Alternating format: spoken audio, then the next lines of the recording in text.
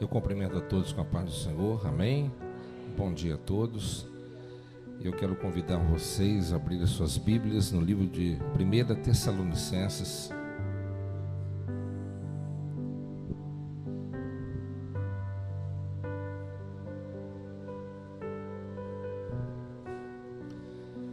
Primeira Tessalonicenses 5:8.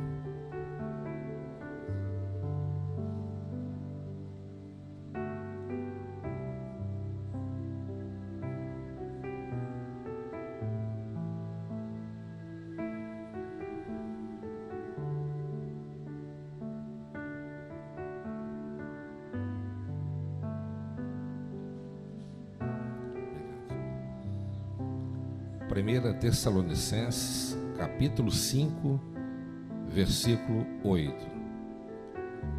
Amém? Todos encontraram? Que diz assim: Nós, no entanto, que somos do dia, sejamos sóbrios, revestindo-nos da armadura da fé e do amor, tendo por capacete a esperança da salvação. Amém? Eu vou ler mais uma vez. Nós, no entanto, que somos do dia, sejamos sóbrios, revestindo-nos da armadura da fé e do amor, tendo por capacete a esperança da salvação. Pode tomar o seu assento, meus amados.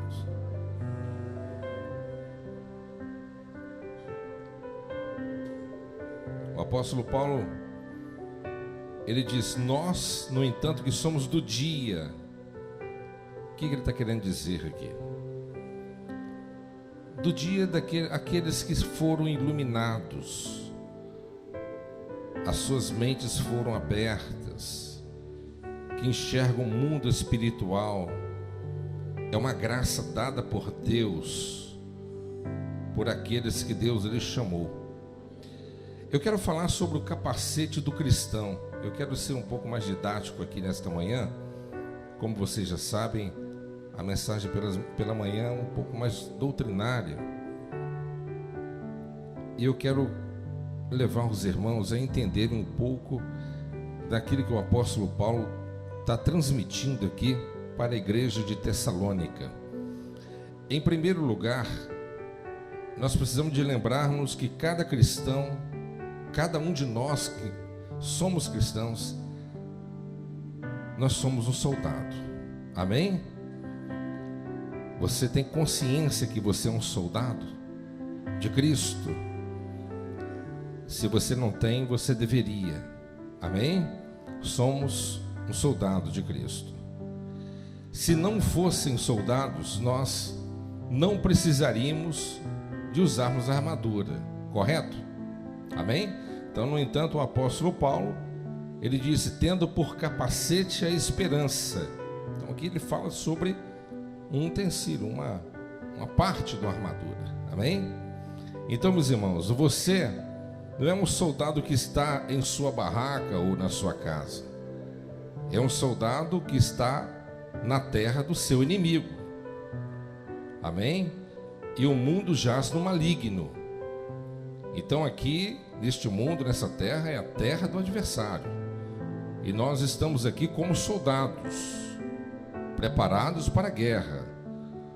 O seu lugar é nas trincheiras ou no meio do campo de guerra. Amém? Os doentes, ou os soldados que estão muitas das vezes feridos, podemos dizer assim, né? Que estão entrincheirados, espero com paciência e aguardo em silêncio, vendo o que vai acontecer. Ou você está na trincheira, esperando o agir de Deus na sua vida, ou você está inserido no meio do campo de guerra. Mas nós somos soldados de Cristo.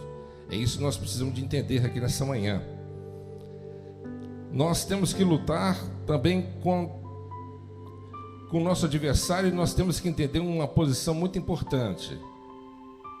Aqui você nunca terá uma trégua. Amém? Os reinos deste mundo, né, ao longo da história, depois de grandes guerras, houve trégua, houve paz, né? Mas aqui no mundo espiritual, a nossa luta é incansável, amém? É constante e é sem trégua, sem descanso. Talvez até pareça por um momento que o inimigo acredita em você, mas nunca você deve acreditar nele. Muitas pessoas estão tão amigas do mundo que não conseguem mais ter esse discernimento. Há muitos líderes religiosos, pastores, que estão sendo até mesmo aplaudidos pelo mundo, né? O adversário, o mundo, né? Ele nos odeia quando mais parece, muitas das vezes, nos amar. Como dizia um antigo ditado grego. O antigo ditado diz o seguinte: temos gregos, mesmo quando eles te dão presentes. Então, meus amados irmãos, é o cristão que deve estar atento com relação às coisas deste mundo. Nós precisamos de entender que mesmo quando o nosso adversário, com a sua voz macia, às vezes com suposta intenção de aprovação, mas nós sabemos que tudo isso não passa de astúcia e malícia. Jesus, ele disse que aqueles que são amigos do mundo, eles são declaradamente inimigos dele. E com certeza o mundo jamais ele vai estar ao lado daquele que é fiel a Deus. Amém? Jamais. Por isso nós precisamos de entender que uma das táticas de batalha escrita no livro da Arte da Guerra é a dissimulação. Então o inimigo dissimula bem, ele engana bem. Então nós precisamos de estarmos atentos, estarmos revestidos com capacete, o capacete da esperança ou capacete da salvação. Amém? Eu estava conversando ontem com uma pessoa, a pessoa disse para mim assim, sobre um pastor. Não vou falar, claro, por ética, a gente não está aqui para poder denegrir a imagem de ninguém, apenas para pregar a palavra do Senhor. A missão do ministro é expor a verdade, ou as verdades bíblicas, e pregar a verdade ao povo, e ponto final. Mas aquele senhor disse para mim: o que você acha, pastor, a respeito daquele tal pastor? Eu gosto muito de vez em quando ouvi-lo. Eu disse: eu não gosto de ouvi-lo. Eu disse: por quê? Eu perguntei a ele: o senhor acha que esse pastor prega como Jesus pregava? Ele olhou para mim e disse: não, ele prega um pouco diferente. Ele parece um piadeiro, né? Então eu acho que Deus não leva, ele não deu nenhum tipo de demonstração que o evangelho é para ser levado como brincadeira. Pelo contrário, a Bíblia diz que quando nós lemos, quando nós ouvimos a palavra de Deus, nós devemos chorar, prantear, como está escrito em Tiago capítulo 4. Analisar e fazer uma introspectiva dentro de nós mesmos e reconhecermos as nossas próprias misérias. Mas nós não encontramos Jesus contando piada no Monte das Oliveiras. Eu não encontro Jesus contando piada no momento da multiplicação de pães ou qualquer outro momento que seja. A palavra de Deus, ela é verdadeira e tem que ser levada a sério. Mas isso não serve como uma metodologia para poder levar os incautos a Cristo, né? Isso não pode ser uma estratégia para poder atrair o ímpio. Não, eu não acredito que isso é uma estratégia para ganhar um ímpio. Isso é um método para levar ao povo a entender que o evangelho não é uma coisa tão séria assim, ou não deve ser levado a sério, ou Deus é um Deus brincalhão, sabe? Então nós devemos entender que o Senhor Deus, o Todo-Poderoso, nos chamou para vir a este mundo com um propósito de engrandecê-lo, adorá-lo, a Ele, e cumprir aquilo que Ele colocou a nós a cumprirmos. Quem está me entendendo, diga glória a Deus. Sendo soldado, tome cuidado com a sua cabeça. Amém? Tome cuidado com a sua cabeça. O inimigo, ele não vai mirar na sua perna, ele não vai mirar no seu abdômen, ele não vai mirar na sua costela, no seu ombro ou no seu braço. Kennedy, ele foi atingido na cabeça, né? Então, na cabeça. O atirador de elite, ele mira na cabeça, né? Elimina logo o adversário de uma vez por todas. O inimigo também, o nosso adversário também, ele mira na cabeça. As maiores lutas que nós enfrentamos na vida começam aqui, ó, na sua mente, na sua cabeça. Por isso que o sábio apóstolo Paulo, dirigido pelo Espírito Santo, ele disse: tendo por capacete a esperança da salvação. Então a cabeça deve ser bem cuidada. Amém? A cabeça deve ser bem cuidada.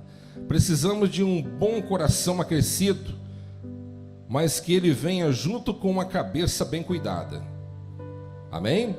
Precisamos de um coração bem aquecido, como dizia John Wesley, mas nós precisamos também de uma cabeça bem cuidada. Precisamos de um coração bem aquecido. Fala sobre o fervor espiritual. Amém? Sobre o fervor espiritual, mas precisamos de uma cabeça bem cuidada. Amém? E vamos entrar mais a fundo um pouco. Tenha a doutrina certa na cabeça, então ponha fogo na alma e logo você vai vencer o mundo. Amém? Precisamos de ter a doutrina certa. O que significa isso? Significa que você deve conhecer a palavra de Deus, né? A palavra de Deus tem sido deturpada nos dias de hoje. A palavra verdadeira tem sido esquecida, mas eu creio que assim como aconteceu no passado, Deus ele faz também no presente. A Bíblia diz na época de Samuel, antes que a lâmpada do templo apagasse, Deus levantou Samuel para fazer a diferença. Ainda que tem muitos se corrompendo, ainda que tem muitos deixando a palavra da verdade de canto, não pregando toda a verdade, as verdades de Deus, mas existe ainda, acredito que 7.000 que não se prostraram perante Baal. Amém? Então nós precisamos de ter a palavra, a doutrina da palavra de Deus certa na nossa mente. E aí depois que você conhece bem a palavra de Deus, acenda a sua alma, aqueça a sua alma. Amém? Com fogo do Espírito Santo. Não basta você somente ter conhecimento. Não basta você somente ter conhecimento e não ter graça. O apóstolo Paulo disse que nós devemos crescer na graça e no conhecimento. Graça fala sobre poder, fervor, coração aquecido. Por isso que há muitas igrejas pentecostais e talvez neopentecostais, há muitas manifestações de dons espirituais, mas há muitos erros que acontecem no meio deles. Por quê? Porque não fundamentam-se no conhecimento da verdade. Por isso que o apóstolo Paulo advertiu a igreja de Corinto que eles eram fartos, né? Fartos e prósperos com relação à manifestação dos dons espirituais, mas eles eram pigmeus com relação ao conhecimento da palavra e ao discernimento do Espírito. Amém? Por isso nós devemos buscar o conhecimento da palavra, que nós possamos ter uma atitude semelhante aos crentes bereanos, que quando os apóstolos pregavam, eles conferiam nas escrituras sagradas. Então tudo que você ouvir daqui para frente, na internet principalmente, que seja aqui neste altar, confira na escritura, porque o que for pregado aqui, se não estiver de acordo com a palavra, não foi Deus que está falando. Amém? Você não deve dar crédito, não importa quem esteja aqui pregando. Amém? A palavra tem que ser bíblica, a palavra tem que ser a verdade. Amém? Temos que tomar muito cuidado. A cabeça é particularmente suscetível às tentações. Amém? Deus ele não tenta ninguém, ele prova. Deus não tenta, quem tenta é o diabo. Então, é aqui na sua mente, é na sua cabeça, que você se torna mais suscetível às tentações de Satanás. Você é suscetível às tentações de si mesmo, do seu próprio eu. Você também é suscetível às tentações com relação ao sucesso. Amém? A vanglória, ao sucesso. Isso leva muito a pessoas à queda. Se Deus toma um homem e coloca ele numa posição elevada para ser útil em suas mãos, esse homem deve cuidar muito bem da sua cabeça. Guardaram bem? Se Deus ele toma um homem e coloca este homem numa posição elevada espiritualmente na obra de Deus, para ser útil para a obra dele, esse homem deve cuidar muito bem da sua cabeça. Eu já disse aqui para vocês e vou trazer novamente, né? Como exemplo, poderia dar outros também, mas eu gosto de dar esse exemplo do puritano John Bunyan, né? O autor do livro Peregrino. Ele mesmo declarou que depois que ele trouxe uma mensagem poderosa, ele desceu do altar, uma mulher chegou perto, uma irmã chegou perto dele e disse assim: ministro, essa palavra que tu trouxe nesta manhã foi maravilhosa, eu nunca ouvi uma pregação tão poderosa como essa. Ele disse para aquela irmã: essas mesmas palavras que você está me dizendo, Satanás disse para mim antes de eu descer do altar. Então nós que estamos na presença de Deus, temos que ter o capacete da salvação e sabedoria para identificar quando muitas das vezes o seu próprio eu, ele quer levar a sua alma acima. Quando muitas das vezes o diabo ele quer lançar: olha como que você é bom, como que você é poderoso, hein? Como que você faz, você é muito bom.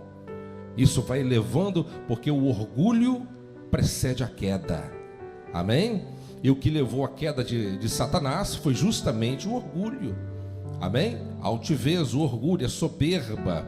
Jesus ele disse assim: entre milhares de qualidades e virtudes pelas quais Jesus ele tem, ele fez questão de mencionar duas apenas. Ele disse: aprendei de mim que sou manso e humilde de coração. Amém? Jesus, ele foi o exemplo perfeito para que nós possamos seguir. Ele deixou o seu principado, deixou o seu trono, deixou a sua potestade, deixou a sua glória e nasceu numa manjedoura, né? Foi humilhado, cuspido, traído pela sua própria gente e entregou até uma morte de cruz, pela qual o seu nome também foi elevado soberanamente, como está escrito no livro de Filipenses capítulo 2. Então, através do nosso Senhor Jesus Cristo, nós também devemos seguir as suas pegadas. Amém? Se um irmão é possuidor de uma riqueza considerável, há nela um grande perigo, a menos que ele seja tão rico da graça quanto o é no dinheiro. Amém? Então, financeiramente falando, se uma pessoa é muito próspera financeiramente falando, ele corre um grande perigo,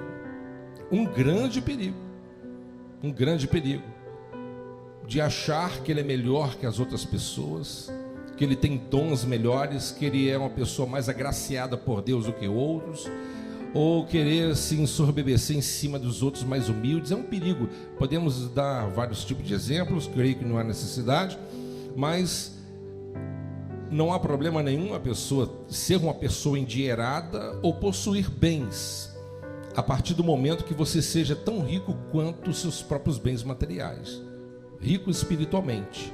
Amém? Porque senão, com certeza, você estará longe do seu propósito, que é a salvação. Jesus ele disse: muito difícil, não é impossível, não está escrito que é impossível, muito difícil um rico herdar o reino de Deus.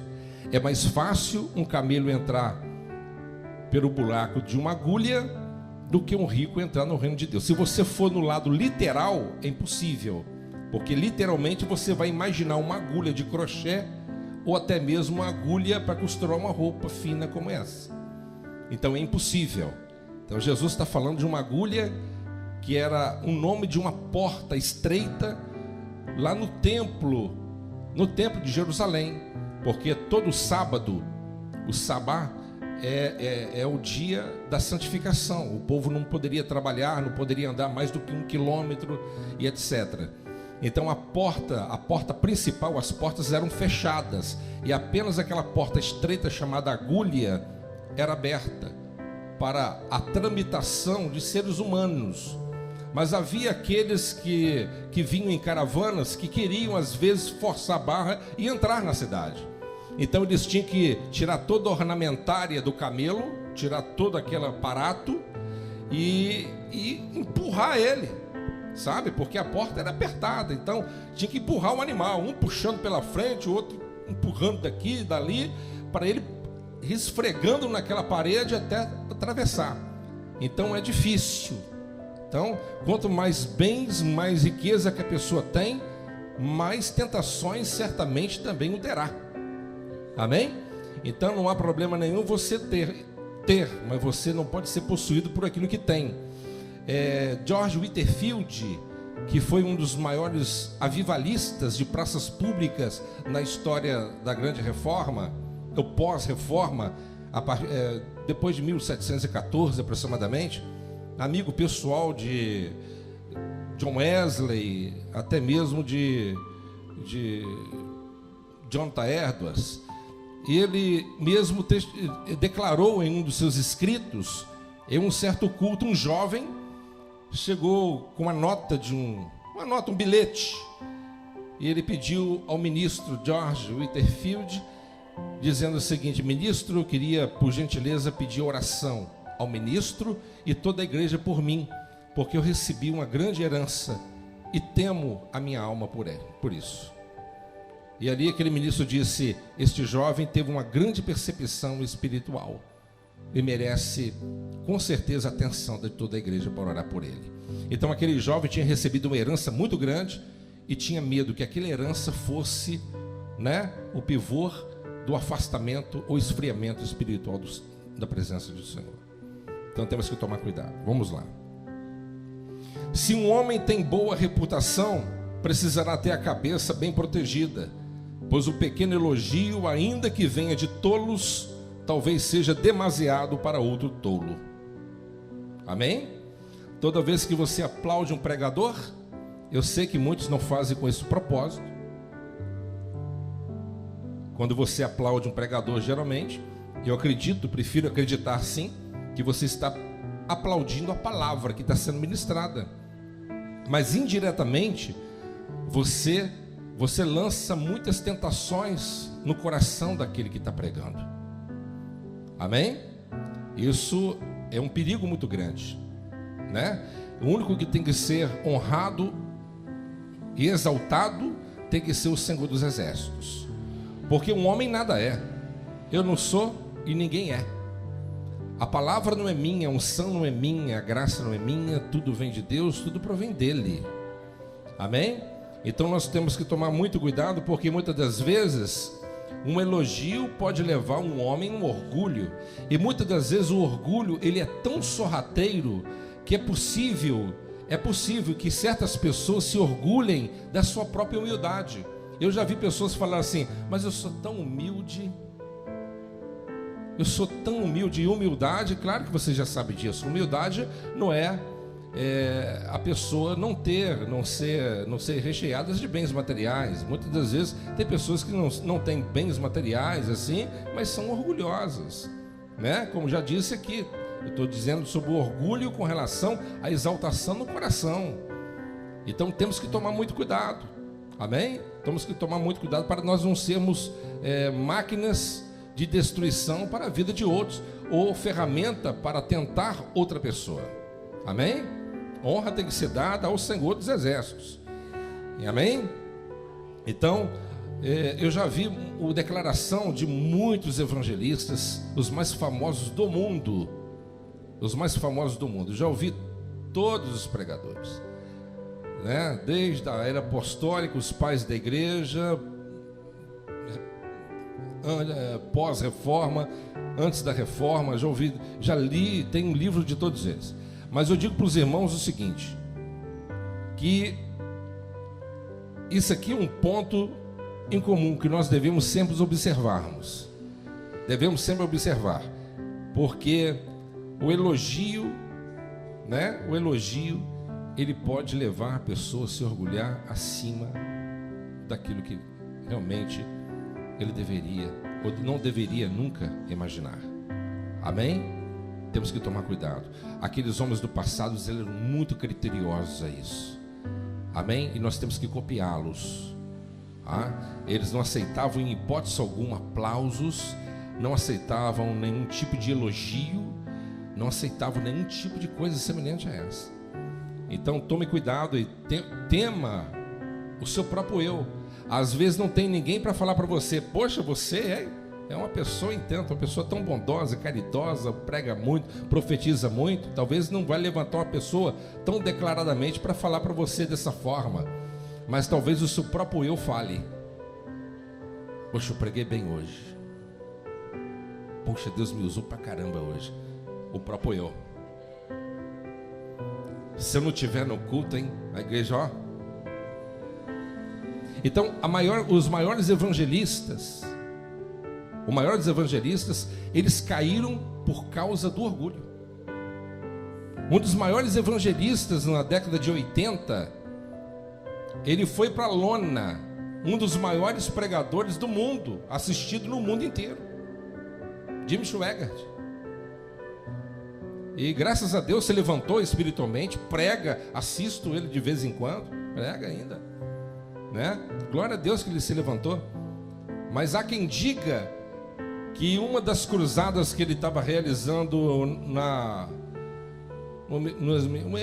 aqui um dos países da América Latina, ele perguntou aos seus organizadores: ei, como que está? Tem muita gente aí? Falou assim: olha, o mesmo número de pessoas que estão dentro do estádio está fora do estádio, não consegue entrar, porque não tem como entrar mais. Aí ele disse assim: Deus precisa muito do nosso ministério. Aquele foi a última cruzada que ele fez. Deus não precisa da gente, nós precisamos dele. No dia que você achar que é alguma coisa, Deus abate você. E Deus levanta um outro que você nem imagina, talvez até debaixo de uma marquise qualquer. E dá a ele dons que você nunca imaginou a ter. Porque quem faz a obra é Deus, não é o homem. O que faz a obra não é a eloquência do homem, mas é o poder e a unção do Espírito. No entanto, a igreja de Corinto havia uma grande competitividade entre pregadores. Não entre pregadores, mas entre a avaliação do próprio povo. Porque havia 3 grupos ali que se dividiam na igreja de Corinto. Uns diziam assim: eu gosto de Apolo, lá de Alexandria, um homem erudito, e o homem pregava com muita eloquência, fervoroso. Eu sou de Apolo, eu não quero ouvir outro pregador. Outros diziam: eu sou de Pedro, porque Pedro viu Jesus, ele é o original, eu quero ouvir o original, quero ouvir Pedro, eu sou de Pedro. Havia outro grupo que falava: eu sou de Paulo. Paulo foi o fundador dessa igreja, cultíssimo, pregador dos gentios. Eu sou de Paulo. Aí o apóstolo Paulo disse: o Apolo, ele semeou, né? Paulo regou. Mas quem dá o crescimento? É o Espírito Santo. Amém? Então Paulo ali, ele traz para os irmãos dizendo o seguinte: quem faz a obra é o Espírito Santo. Para com esse tipo de competitividade. Pare com esse tipo de partidarismo. É o Senhor que faz. Se o Espírito Santo sair de você, você não pode fazer nada. Se o Espírito Santo sair de mim, nada acontece. A palavra pode pregar dentro do vernáculo, pode pregar com conhecimento, mas não transforma coração.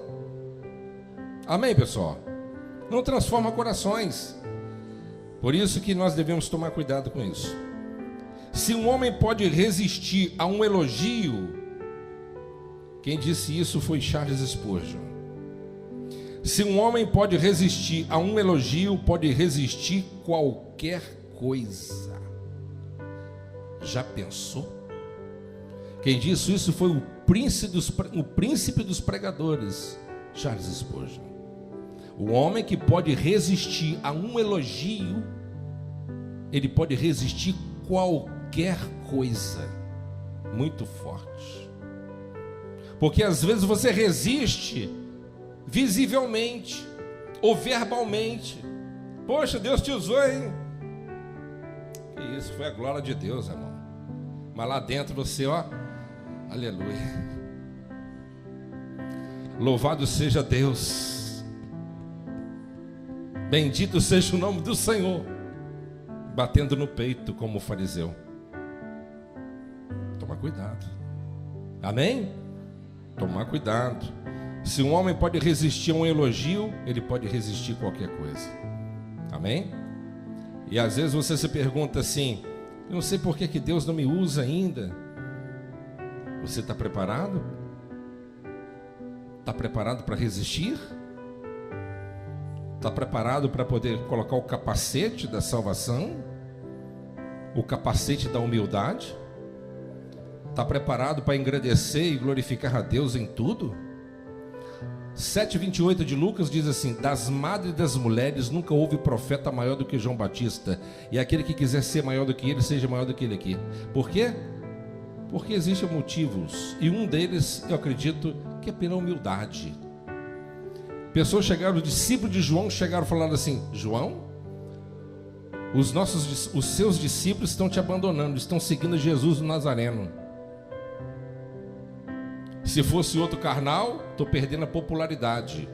Se fosse Saul, ele ia pensar: eu vou matar Davi, porque eles estão cantando que eu matei milhares, mas Davi matou 10 milhares. Eu tenho que acabar com Davi, eu tenho que tirar a vida dele, eu tenho que colocar ele no banco, eu tenho que transferir ele de igreja, eu tenho que mandar ele para o campo, eu tenho que tirar ele daqui, eu tenho que tirar ele dos holofortes, eu tenho que tentar apagar a luz dele, porque senão a minha popularidade ela vai caindo cada vez mais.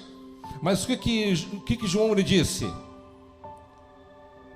Eu sou amigo do noivo, e essa alegria agora me pertence. É necessário que ele cresça cada vez mais e eu diminua. Humildade, hein? Por isso que ele foi escolhido por Deus para pavimentar o caminho do eterno. Amém? Se os seus inimigos não elogiarem, não o elogiarem, provavelmente um amigo que há dentro de você o fará. E acaso não o fará, o diabo fará. Amém? Então, se seus amigos não te elogiarem, o seu amigo íntimo, que é você mesmo, o seu ego, o seu eu, né? Certamente o fará. E se seu próprio ego não falar, alguém vai tentar te incitar a isso. Tome cuidado. Precisamos de um capacete frio para colocar na cabeça. Quando ela começa a esquentar com os elogios, fique firme e não será abalado pela vaidade. Amém? Então, meus amados, precisamos de um capacete frio, né? Para colocar sobre a nossa cabeça quando ela começa a esquentar com os elogios. Amém? Porque isso é um perigo. Por isso que Paulo ele diz aqui, ó: nós, no entanto que somos do dia, sejamos sóbrios, revestindo-nos da armadura da fé e do amor, tendo por capacete a esperança da salvação. Amém? Outro ponto que eu quero deixar para vocês. E a cabeça não é também suscetível ao ceticismo? Eu vou traduzir para vocês. A sua cabeça também não é suscetível ao ceticismo? O que é ceticismo? A dúvida. Não são muitas pessoas hoje em dia que têm duvidado da palavra de Deus, na sua infabilidade. Muitas das vezes nós temos que tomar muito cuidado com a nossa mente e com a inteligência que Deus nos dá. Porque a inteligência que quando você começa a fazer uma viagem, né, nas intercâmaras da sua alma e consegue agora ver, analisar e admirar a beleza da inteligência que Deus te deu, você vai ver o mundo de uma forma completamente diferente, porque Deus, ele é tremendo. Deus, ele é maravilhoso. Ele construiu com tudo com muita perfeição. Por isso nós devemos entender que muitas das vezes, quando nós não somos enganados pelo nosso próprio eu, ou tentar sermos enganados por pessoas ou pelo próprio adversário, a nossa própria inteligência quer pegar peças em nós. Amém? Por isso nós devemos entender que muitas pessoas hoje em dia têm colocado em dúvida com relação à infalibilidade das Escrituras Sagradas, né? Hoje em dia, nas faculdades, boa parte das faculdades de teologia, como já disse, já colocam em dúvida com relação à divindade de Jesus e se realmente ele existiu, né? Então nós temos que estarmos atentos para que nós possamos estarmos bem calcados e firmados na verdade. Eu me lembro de um livro que eu li do Dr. Billy Graham sobre a história dele, um livro fininho assim, sabe? Conta a história da vida dele toda. Ele disse que uma fase da vida dele, quando ele estava começando, ele se deparou com um amigo que era teólogo muito mais conhecedor do que ele. E esse amigo de faculdade disse para ele assim: Billy, a sua fé é muito simples. Você acredita em tudo, você acredita em tudo que está escrito nela. Você acredita que Jonas foi engolido por um peixe e que o sol parou e essas bobagens, que o mar se abriu? A sua fé é muito simples. Ele tentou provar para ele por A mais B, teologicamente, cientificamente, e colocou à mente dele muitas dúvidas. Aí Billy Graham, ele saiu ali e foi para um parque próximo ali daquela faculdade. Ele entrou no meio de uma mata, naquele parque, pegou um tronco de madeira, colocou no chão, e colocou o joelho no chão e falou assim: meu Deus, mais ou menos assim, meu Deus, eu não te entendo e não compreendo com perfeição a tua palavra. A minha mente está cheia de dúvidas. Por favor, remova e acrescente fé no meu coração. Uma oração que não demorou talvez 30 segundos, mas ele saiu dali, disse ele que saiu dali renovado pelo poder do Espírito Santo. E Deus levou ele os 4 cantos da terra e transformou ele o maior evangelista do século XX. Então não deixa que as dúvidas, o ceticismo venha tomar conta de você. Amém? Algumas pessoas são atacadas pelas ameaças do mundo, então os jovens estejam atentos. Há muitas pessoas que são atacadas pelas ameaças do mundo. Os jovens são tentados de um lado e tentados de outro. Amém? Principalmente nos dias de hoje. Os jovens são tentados de um lado e do outro. O mundo irá considerar você, meu jovem, estúpido e obstinado. Mas se você perseverar firme, será capaz de resistir todo o sarcasmo e zombaria do diabo. Amém? Fica firme. Outro ponto: Deus providenciou uma cobertura para a nossa cabeça. Qual que é a cobertura? Fala comigo: capacete, velho. Amém? A esperança da salvação. Amém? Quem é o fabricante desse capacete? É o Espírito Santo. Amém? O fabricante é o Espírito Santo. A esperança da salvação é um trabalho do Espírito de Deus na nossa alma. Amém? Então, meus irmãos, a esperança da salvação é o trabalho do Espírito Santo de Deus na nossa alma. Não se satisfaça com uma esperança natural, porque uma esperança natural o ímpio tem. Uma esperança natural, o que é uma esperança natural? Aquele que tem esperança na política, aquele que tem esperança na natureza, numa preservação ou qualquer outra coisa, é uma esperança natural, que qualquer pessoa pode ter. Mas a nossa esperança, ela tem que ser espiritual. Amém? Tenha uma esperança sobrenatural. Amém? Qual é o material desse capacete? Ele é feito de esperança. Amém? A esperança do cristão é feita assim: ele crê em Cristo, e ele crê que Cristo ele veio ao mundo para salvar pecadores. Essa é a sua esperança. Amém? Essa é a nossa esperança. Então, ele confia em Cristo para a sua salvação. Prestou atenção? Ele confia em Cristo para a sua salvação. Você não é salvo porque você é bom. Você não é salvo porque você pratica boas obras. Então, boas obras não é importante praticar? Sim. Sem elas você não é chamado filho de Deus. Mas você não é salvo por causa dela. Você é salvo para praticar elas. Você não contribui em nada para a sua salvação. Salvação é graça, é favor imerecido. Nenhum ser humano pode comprar a salvação ou contribuir. Como dizia Pelágio, que foi executado, romano.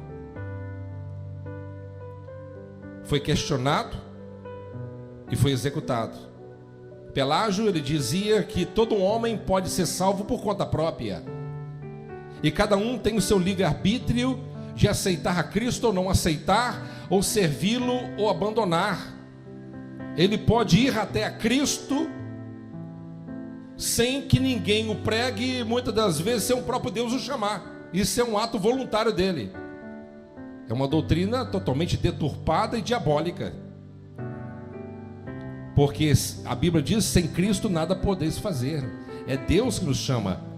Aonde está escrito isso? João 15,16 é um dos pontos. Não me escolheste vós a mim, mas fui eu que vos escolhi a vós, e vos nomeei para que vades desse fruto, e o vosso fruto permaneça, a fim de tudo quanto pedis ao Pai, em meu nome, Ele vos conceda. Efésios capítulo 1, versículo 4, Deus nos escolheu nele, antes da fundação do mundo. A Bíblia diz também, Romanos também, que Deus ele fez vasos para a ira e para a glória. É Ele que escolhe. A Bíblia diz que antes que os dois meninos nascessem, Jacó e Esaú, Deus já tinha escolhido Deus tinha já escolhido Jacó e rejeitado e odiado Esaú. Então a obra da salvação é de Deus. Quem me entende? Eu vou reformular. Amém? Qual que é o material do nosso capacete? Ele crer que Cristo veio a este mundo para salvar pecadores. Ele confia em Cristo para a sua salvação. Confie somente em Cristo. Não construa a sua fé em placa de igreja nenhuma. Pare de ser religioso. Nem aqui a placa da igreja é tão importante que ela fica do lado de fora da igreja. Tem pessoas, não, eu sou da igreja tal. Uma pessoa disse para mim assim: minha igreja tem 500 anos. Eu falei assim: a igreja de Roma tem quase 2. Você está muito longe, hein? Né? Tem crente muito religioso, né? Muito religioso, preso na placa, mas não está preso no evangelho verdadeiro. Tem a religião impregnada com seus tentáculos na sua alma, mas a sua alma ainda não tem absorvido das coisas do eterno e não nasceram de novo. Amém? Não nasceram de novo. E é difícil pregar para a gente assim, né, professor? Difícil. Eu li aqui na sexta-feira, não pregando sobre isso, mas olha só o que a Bíblia diz: as pessoas que não têm o Espírito não aceitam as verdades que vêm do Espírito de Deus, pois lhe parecem absurdas e não são capazes de compreendê-las, porquanto elas são discernidas espiritualmente. É difícil lidar com religioso, é difícil lidar com pessoas que não têm o Espírito de Deus.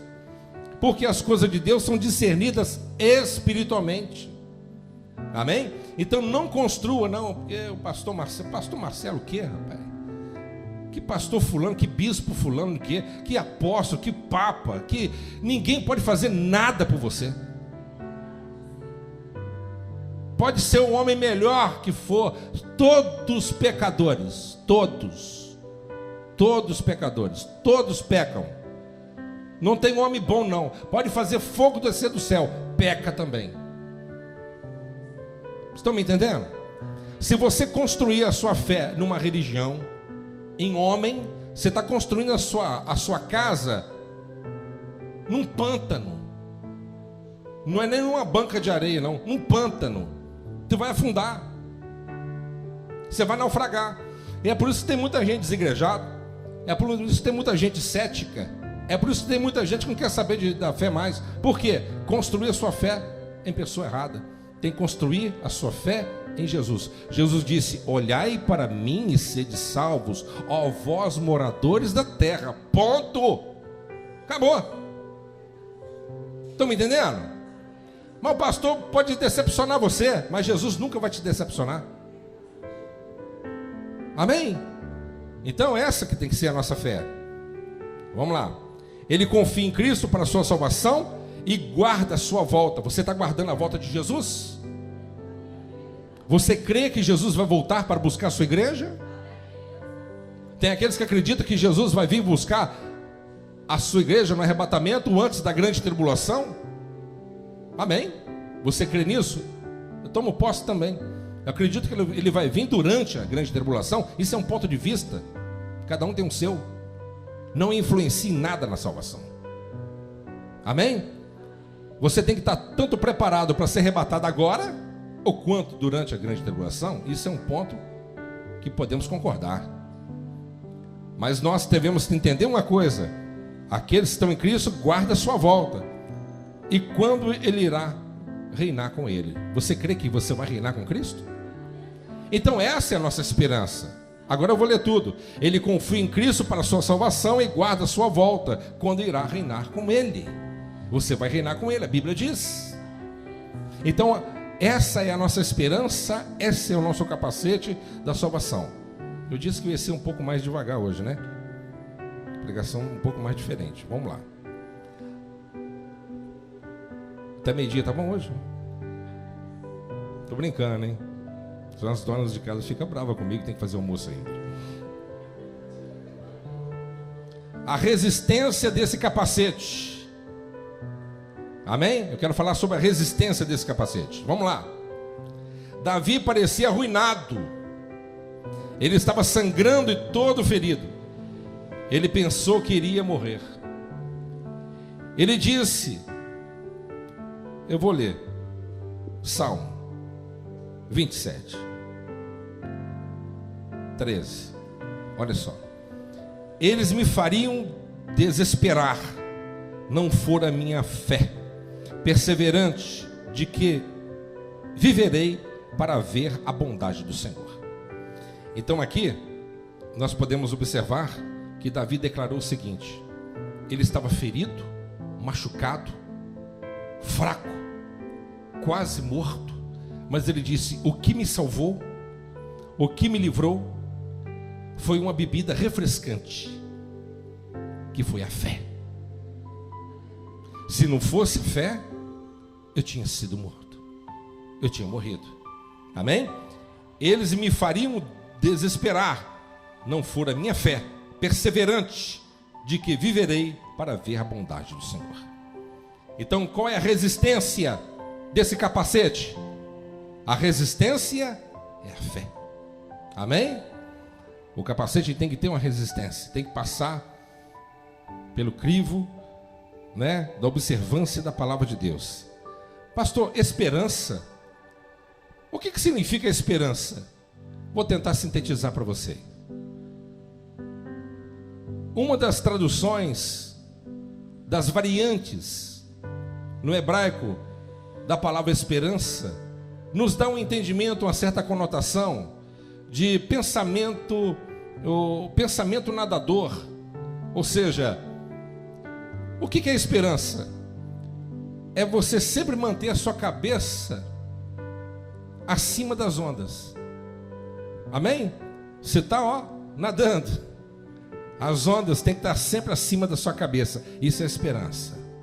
Amém? Isso é uma das traduções da palavra esperança. As ondas são altas, as ondas são violentas, o mar está tentando te levar lá para o fundo, te afundar e sucumbi-lo, mas a sua cabeça tem que estar sempre acima dela. Amém? Olhando para frente, esperando o momento do grande livramento, o momento da grande bênção. Então, nós não podemos nunca perder a nossa esperança. Dizia Charles Spurgeon que a esperança é o rouxinol cantando à noite. Amém? O que ele quis dizer com isso? Eu não sei em toda a essência, mas eu posso tentar imaginar. A esperança é o rouxinol cantando à noite.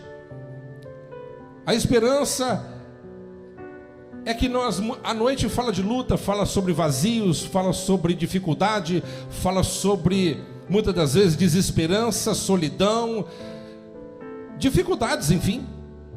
É quando você, muitas das vezes, está cercado de um lado para o outro, você não consegue ver a luz no final do túnel, quando você está vivendo a noite fria da vida.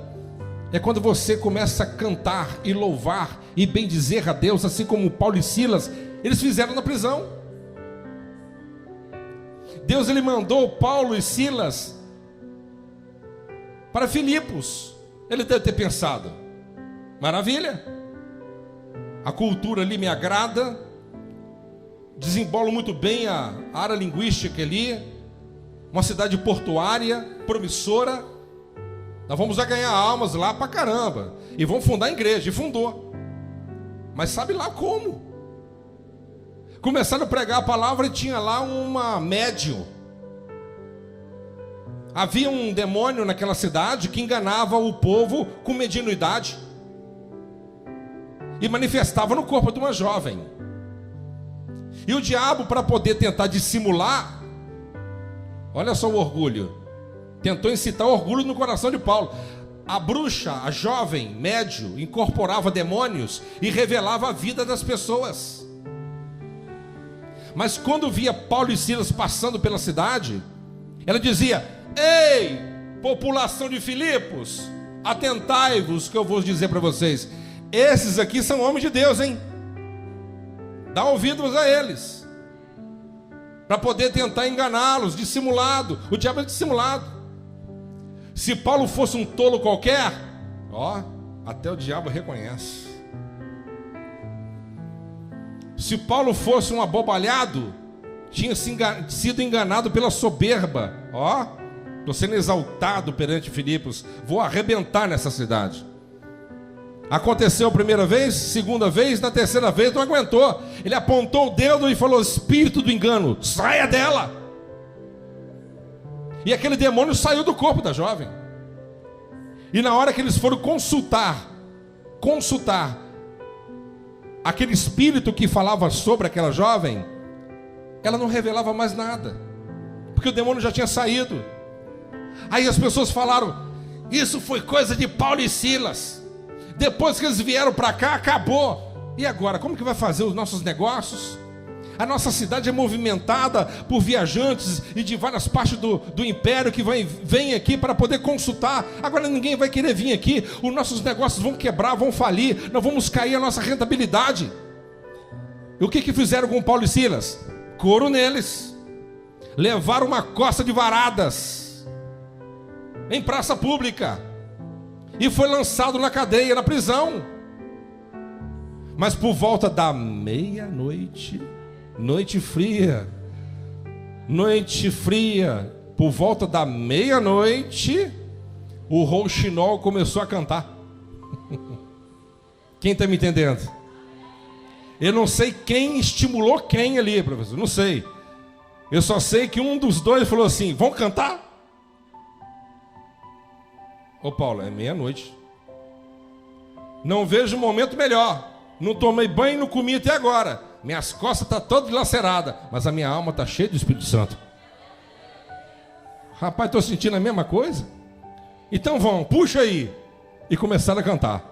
E aquela cantarola e os roxinóis começaram a cantar naquela prisão. Quando começou a cantar, eu acredito que o louvor deles começaram a subir, ultrapassou aquele telhado daquela cadeia pública, subiu ao céu, ultrapassou o espaço sideral e chegou lá diante do trono do Altíssimo. E de repente chegou lá aquele cheiro de incenso. E Jeová deve ter perguntado: que trem é esse? Que negócio é esse que está acontecendo? Claro que ele sabia, mas alguém tinha que responder. Jeová, é um louvor que está descendo lá de Jerusalém, lá perto de Jerusalém, lá em Filipos. Mas lá em Filipos tem nossa gente lá ainda. Tem Paulo e Silas, está na cadeia. Estão na cadeia? Sim. Estão adorando o Senhor. Adorando a mim. A Bíblia diz que houve um terremoto e todas as cadeias se abriram. Todas as cadeias se abriram. Entenderam? As cadeias começam a abrir, o livramento começa a ser concedido quando você para de murmurar no meio da noite escura da vida e passa a adorar a Ele, bendizer a Ele. Quando você começa a murmurar e se queixar contra Deus no momento da dificuldade, você está dizendo para Ele assim: você não é um Deus tão bom assim? Você é um Deus impiedoso, não é tão um Deus de amor? O Senhor está me abandonando, eu estou te servindo com toda a fidelidade, o Senhor esqueceu de mim, aonde que estão as suas promessas? Você está olhando Deus numa ótica completamente deturpada, e você ali se distancia cada vez mais. Mas quando você olha com o olhar do Espírito para as circunstâncias adversas pelas quais você está vivendo, você vai olhar para Deus e vai falar assim: Deus, eu estou aqui com as minhas costas dilaceradas, estou sofrendo muitas privações, mas eu sei que o Senhor vive. O Senhor vive, e no momento certo o Senhor vai se levantará para poder me defender diante dos meus algozes. E a Bíblia diz que o carcereiro, quando viu tudo aberto, ele se apavorou, e ele deve ter pensado: os romanos vão pensar que eu contribuí para essa fuga. Ele pegou a espada dele e tentou cometer o suicídio, porque a morte de um soldado romano por traição, crucificamento. Terrível. Ele falou: prefiro suicidar do que morrer como soldado traidor. Paulo disse: não faça mal contra ti, porque todos estamos aqui. Olha, ele chegou perto de Paulo e disse: mas senhor Paulo, o que eu faço para poder ser salvo? Jesus olha para aquele carcereiro e diz assim: crerdes no Senhor Jesus Cristo e serás salvo tu e a tua casa. Aquele carcereiro morava no fundo da cadeia, e naquela mesma noite Paulo e Silas pregaram para o carcereiro e para toda a família, e batizaram eles, e aquela família foi salva. No outro dia chegaram os religiosos, e apavorados, sabendo da informação que Paulo era romano: mas o Senhor nos perdoe, porque nós prendemos o Senhor. Nós não podemos prender um romano injustamente. Você tocar um cidadão romano é como se você estivesse tocando no próprio César. Se você ferir, naquela época, uma autoridade romana, a autoridade romana é passivo de pena de morte. Se você agredir um soldado romano, decapitação. É como se você tivesse ferido o próprio César. Paulo, ele tinha dupla cidadania, romano. Ele saiu de lá de cabeça erguida, continuou pregando e fez discípulos e fundou a igreja. O que eu quero dizer para vocês: se ele não tivesse o capacete da salvação, jamais poderia ter cumprido o propósito de Deus. Amém? Eu já estou terminando, tá? Rapidinho.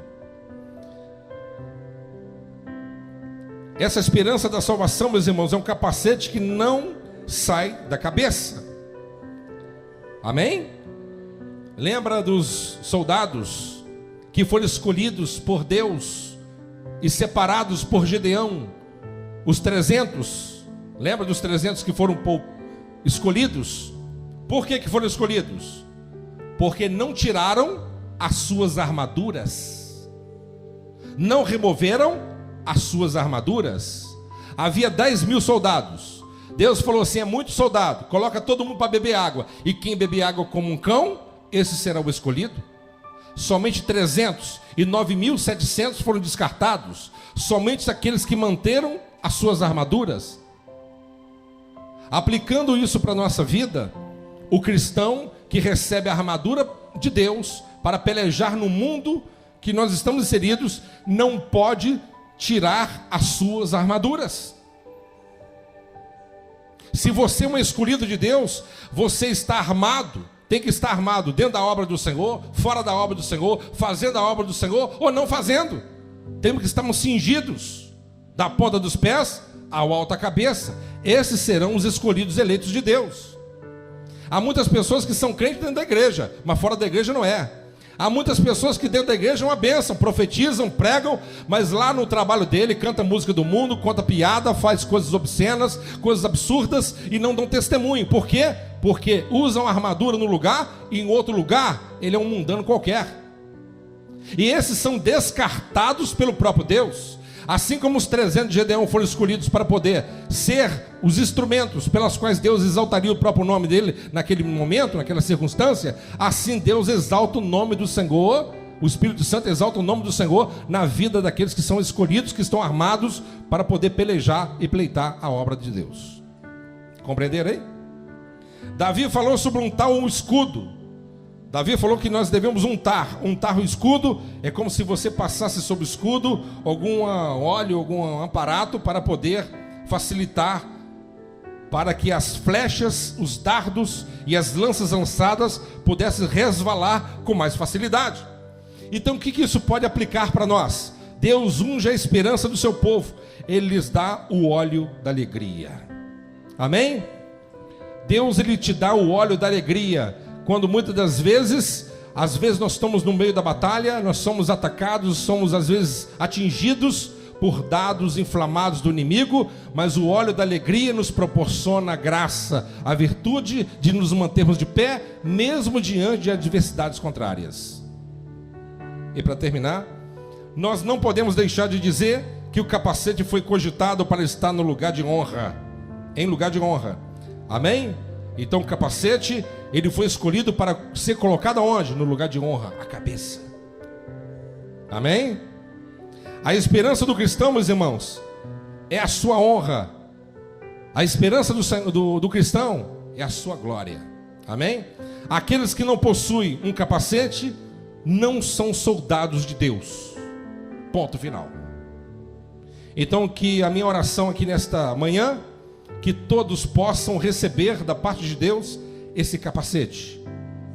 E se você já tem, observe tudo que foi ensinado e pregado nessa manhã, para que você possa ser um vencedor em toda situação que você possa enfrentar.